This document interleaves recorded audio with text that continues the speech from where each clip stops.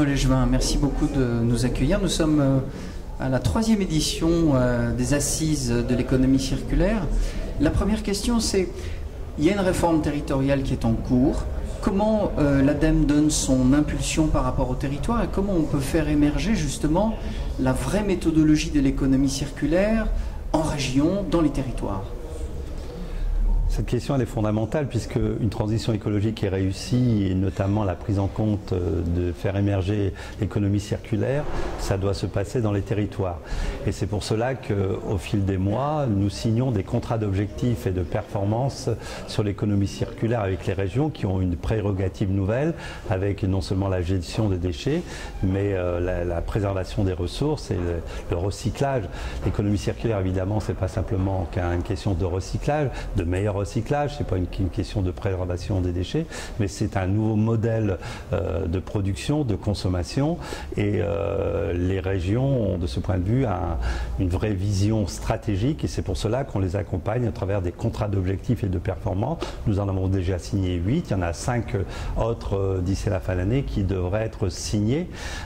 Bien sûr, il n'y a pas que les collectivités qui doivent s'engager dans cette dynamique, mais l'impulsion politique sur le terrain, dans les territoires, peut venir justement d'elle. On a un nouveau gouvernement, on a un titre d'un quotidien ce matin, les grandes réformes, le défi c'est l'emploi. Par rapport justement à cette thématique, comment est-ce qu'on peut initier un grand plan de formation autour de l'économie circulaire? Quel véritable trésor de relais d'emploi, de formation on peut trouver avec?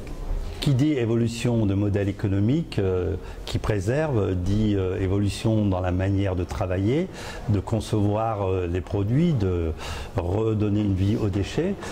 C'est des nouveaux métiers qu'il faut faire émerger. C'est la transition professionnelle qu'il faut faire réussir. C'est des formations nouvelles qu'il faut accompagner. Et c'est en perspective des centaines de milliers d'emplois. Il en existe déjà. Dans la réparation, par exemple, c'est, je crois, 275 000 emplois qui existent. Il faut stimuler cette dynamique. Mais en même temps, l'économie circulaire, ça va créer des emplois. Probablement, ça va en détruire. Et donc, un plan de formation pour assurer cette transition professionnelle, c'est essentiel. Il n'y a pas de réussite d'évolution de modèle de société, de modèle économique, sans accompagnement. Il faut les anticiper, tant d'un point de vue économique, d'un point de vue social et d'un point de vue formation. On a à peu près 120 entreprises, des éco-entreprises françaises au Club ADEME International. Quel petit mot vous pourriez dire justement par rapport à la projection du savoir-faire français sur cette économie circulaire à l'étranger? L'économie circulaire, qui est un nouveau modèle de société, incite, impulse l'innovation, la recherche, le développement. Et quand on a cette expérience, quand on a ce savoir-faire en France, c'est une perspective de développement à l'international.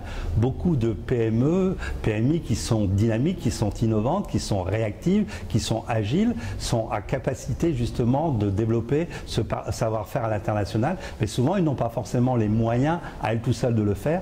La dynamique du Club ADEME International, en leur permettant de rentrer dans une dynamique de réseau, dans le cadre d'une relation que nous avons avec les autres pays, permet justement de stimuler et leur donner une place dans cette innovation et des perspectives de marché à l'international. Parce que l'économie circulaire, c'est de l'emploi en France, c'est souvent de l'emploi non délocalisable, mais c'est aussi par l'innovation, par la recherche et la création d'un modèle de société qui ne concerne pas la France, mais l'ensemble de la planète, une capacité à se développer, à se projeter et à être innovant dans les autres pays en créant des partenariats à l'échelle planétaire.